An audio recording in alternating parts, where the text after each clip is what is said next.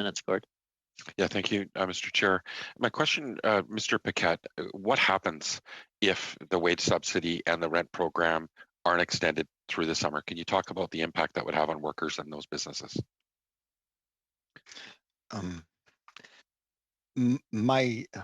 Unfortunately, my guess is that many businesses will close. It's been a big help to go through the pandemic in the last year. For example, the biggest cruises on the St. Lawrence, the company that has the most cruises on the St. Lawrence, they had 750 people, and now they have only 250, and they don't know if they're going to have a season. 65% of their revenue is from the international tourists, and the borders are closed. So he knows in 2020, 2021 that he won't get even half of what he used to get in revenue. So if he doesn't get the wage subsidy, if he doesn't get the subvention aux frais fixes, sorry about that, I don't know by heart the English name, it will be a tough. And we're talking here about companies that hire hundreds of people that are very structuring for the economy, not only for tourism, but for the economy. Mm-hmm. And these big companies in tourism are very much affected. So, yeah. Thank you so much. My last question is around startups. I mean, we know it takes years for people to build a business and get it ready to go to market, and they can't collect the wage subsidy, they can't get the loan program, they can't get the rent assistance program. They've been completely excluded, abandoned basically by the government, and still there's common sense ideas that could be brought forward so they could get some supports.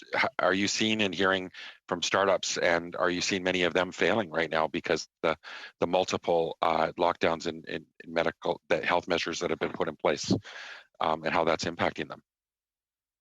Are you talking specifically for tourism? Yeah. I mean, startups and tourism, absolutely.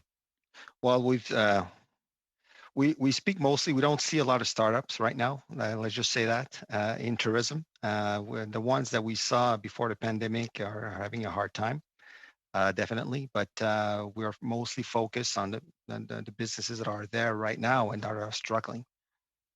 Si je peux me permettre. Oui, vas-y. Go ahead, Mr. Ryan. Si je peux me permettre, Mr. John.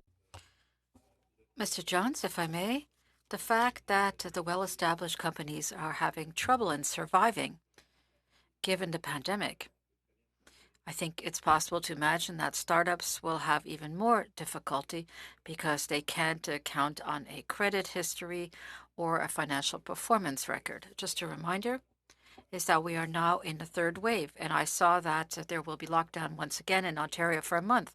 In Quebec, we're locking down again throughout the province shortly. And as I mentioned this earlier, we start, we close, we open. Some companies are able to overcome this. Others are at the very limit of shutting their doors for good. And with a third wave, if programs are not put in place and if there isn't sufficient flexibility, no doubt we're going to see quite a wave of shutdowns, not only in Quebec, but throughout Canada, because tourism represents 1 job out of 10. And it'll be difficult for some to keep their doors open. Because